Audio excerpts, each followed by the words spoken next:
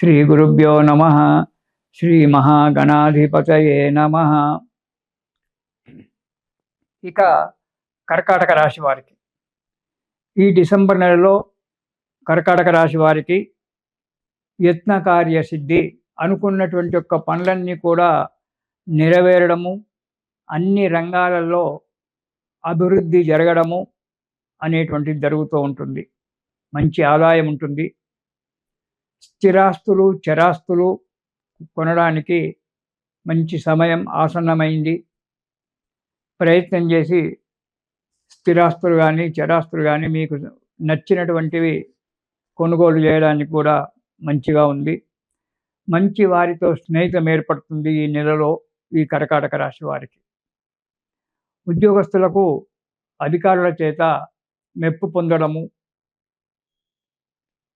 కొందరికి అవార్డు రావడము అనేటువంటి కూడా జరగడానికి ఆస్కారం ఉంది. శ్రద్ధతో పనిచేసినట్టయితే అన్నీ కూడా సమకూరుతాయి. తర్వాత సమర్థవంతంగా జాగ్రత్తగా పనులు చెయ్యాలి, చేస్తారు కూడా మీరు. కానీ కొన్ని విషయాలలో నిదానం వహిస్తారు. నిదానం అంటే చాలా నిదానం. రేపు చేతానులే అనేటువంటి ఉంటుంది. అలాంటి యొక్క అలసత్వం లేకుండా, నిదానం అనేటువంటిది ఎక్కువగా లేకుండా పనులు పూర్తి చేసినట్టయితే 10 మందిలో మెప్పు పొందడము అనేటువంటి జరుగుతూ ఉంటుంది. మీరు చేసేటువంటి యొక్క ప్రతి కార్యక్రమానికి మిత్రుల యొక్క సహకారం కూడా లభిస్తుంది. కుటుంబ సభ్యుల యొక్క సహకారం కూడా లభించడానికి మంచి సమయం ఉన్నది ఈ డిసెంబర్ మాసంలో.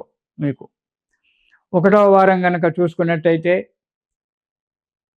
కొద్దిగా అనారోగ్యం ఏర్పడడానికి ఆస్కారం ఉంది. కానీ మీరు వృధా సంచారం చేస్తుంటారు, అది కూడా ఎక్కువగా. ఆ వృధా సంచారం చేయడం వల్ల మీకు ఆరోగ్య నష్టం అంటే అనారోగ్యం ఏర్పడము, డబ్బు అనవసరంగా ఖర్చు కావడము, డబ్బు ఖర్చు అయింది కదా అని చెప్పి దిగులు పడుతూ కూర్చోవడము, దీనివల్ల ఈ ప్రయాణాల వల్ల అకాల భోజనం ఏర్పడము, సమయానికి భోజనం చేయకుండా ఉండడం వల్ల కూడా అనారోగ్యం ఏర్పడడానికి ఆస్కారం ఉంది. కొంత వ్యాకులత ఏర్పడుతుంది. కాబట్టి ప్రతి విషయంలో ప్రయాణాలు అధికంగా పెట్టుకోకుండా జాగ్రత్తగా ఉండడం మంచిది మొదటి వారంలో. ఇక 2వ వారం కనుక మనం చూసుకున్నట్టయితే వృత్తిలో చిన్న చిన్న చిక్కులు రావడం జరుగుతుంది. ఆ చిక్కులు రావడం వల్ల మనస్సు ప్రశాంతంగా ఉండకపోవడము, 10 మందిని చీదరించుకోవడము, వారి వల్ల కొందరి పెద్దల వల్ల తిట్లు తినడము, దానివల్ల బుద్ధి చాంచల్యం ఏర్పడము, ఆలోచనాశక్తి క్షీణించడము జరుగుతుంది. ఇవన్నీ కూడా జరగడం వల్ల ఏమవుతుంది? పనులు చెడిపోవడం అనేటువంటి జరుగుతుంది. మనం చేసే కార్యక్రమము చెడిపోవడం జరుగుతుంది. కాబట్టి నిశితంగా ఆలోచించాలి, తక్కువగా ఆలోచించాలి, నిశితంగా ఆలోచించాలి. బుద్ధి బలం చేత, మనోధైర్యం చేత అడుగు ముందుకేయాలి. నేను ప్రతిసారి చెప్తుంటాను, శరీర బలం తగ్గినా మనోబలం తగ్గొద్దు. మనోబలం కనుక మనకు ఉన్నట్టయితే శరీర బలం ఆటోమేటిక్గా వస్తుంది. కానీ మనోబలం తగ్గినప్పుడు ఎంత దారుఢ్యమైన శరీరం ఉన్నా, ఎంత వయస్సులో ఉన్నా కానీ పని చేయదు శరీరం. కాబట్టి మనోధైర్యాన్ని చెడగొట్టుకోకండి. మనోధైర్యం గురించి పాటుపడండి. ఈరోజు కాకుంటే రేపు అనేటువంటిది ఒకటి ఉందని చెప్పి ఆలోచించండి. మనోధైర్యంతో అడుగు ముందుకేయండి. మీకు అన్ని పనులు కూడా నెరవేరడం జరుగుతూ ఉంటుంది.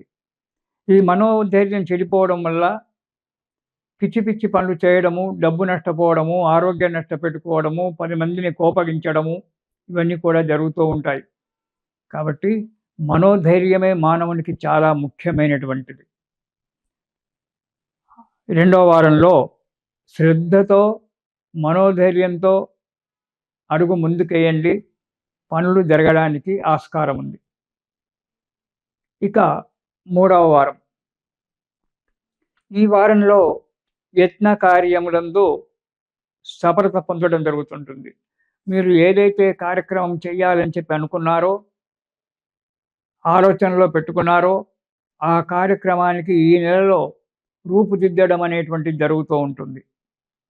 ఆర్థిక పరిస్థితి కూడా మెరుగుపడుతూ ఉంటుంది ఈ 3వ వారంలో.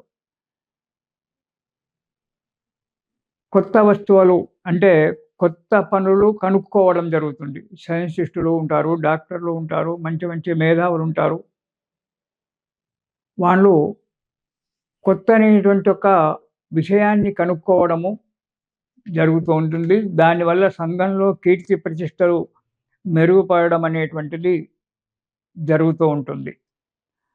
ఆరోగ్యంలో కూడా కుదుటపడుతుంటుంది. మీరు చేసినటువంటి ఒక పనికి మీకు 10 మంది చేత మెప్పు పొందడము, మనశ్శాంతిగా ఉండడం కూడా జరుగుతుంది 3వ వారంలో. ఇక 4వ వారంలో ఆదాయం బాగానే ఉంటుంది. చేసే వృత్తి వ్యాపారాల్లో అభివృద్ధి కూడా కనబడుతూ ఉంటుంది. కానీ అధిక ప్రయాణాలు చేస్తుంటారు. ఈ అధిక ప్రయాణాలు చేయడం వల్ల కొన్ని ఇబ్బందులు రావడానికి ఆస్కారం ఉంది. ప్రయాణంలో కూడా జాగ్రత్తలు అవసరం. మీరు ప్రయాణాలు చేస్తుంటారు. కానీ జాగ్రత్తగా ఉండడం చాలా మంచిది. మీరు డ్రైవింగ్ చేసినా, వేరే డ్రైవర్‌ని పెట్టుకున్నా తగు స్పీడ్‌తో ప్రయాణాలు చేస్తూ, ముందు వెనకాలు చూస్తూ, జాగ్రత్తగా ప్రయాణం చేసినట్టయితే మంచిగా ఉంటుంది. ప్రయాణాలలో కొన్ని చిన్న చిన్న ప్రమాదాలు జరగడానికి కొద్దిగా ఆస్కారం కనబడుతుంది. కానీ మీరు జాగ్రత్తగా ఉన్నట్టయితే అవి కూడా తొలగిపోవడానికి ఆస్కారం ఉంది. ఈ కర్కాటక రాశి వారు ప్రయాణాలలో జాగ్రత్తగా ఉండాలి. వృధా సంచారం చేయకపోవడం చాలా మంచిది. వృధా సంచారం అంటే ఖాళీగా ఉన్నాం కదా, అక్కడికి వెళ్ళొస్తానులే, ఇక్కడ వెళ్ళొస్తానులే అని చెప్పి వెళ్ళడము, దానివల్ల ఆరోగ్యం పాడు చేసుకోవడము, డబ్బు ఖర్చు చేసుకోవడం జరుగుతుంది. హాయిగా ఇంట్లో ఆ సెలవు దొరికిన రోజు భార్యాబిడ్డలతో కాలక్షేపం చేసినట్టయితే వారికి ఆనందంగా ఉంటుంది, మీకు ఆనందంగా ఉంటుంది. అనవసరమైన ప్రయాణాలు పెట్టుకొని దుబారా ఖర్చు చేసుకోవడము, మనశ్శాంతి లేకుండా బ్రతకడం అనేటువంటిది మంచిగా ఉండదు. ఈ వృధా ఎక్కువగా మౌనంగా ఉండడం మేలు. ఎక్కువగా మాట్లాడకుండా, ఆ మాట్లాడే మాటలు దురుస్తనంగా ఉండకుండా, నిదానంగా, శాంతంగా ఎదుటి వ్యక్తికి అనుకూలంగా ఉండబడేటువంటి ఒక విషయంలో మాట్లాడడం వల్ల మీకు అన్ని శుభాలే ఏర్పడడానికి ఆస్కారం ఉంది కర్కాటక రాశి వారు.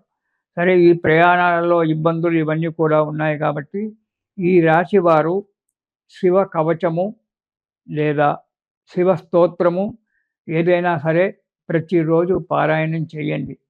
ఈ శివ కవచం పారాయణం చేయడం వల్ల మన చుట్టూ ఒక రేఖ ఏర్పడి, వలయం ఏర్పడి అది మనను కాపాడుతూ ఉంటుంది. కాబట్టి ప్రతిరోజు శివ కవచం పారాయణం చేయండి. మనశ్శాంతిగా ఉండండి.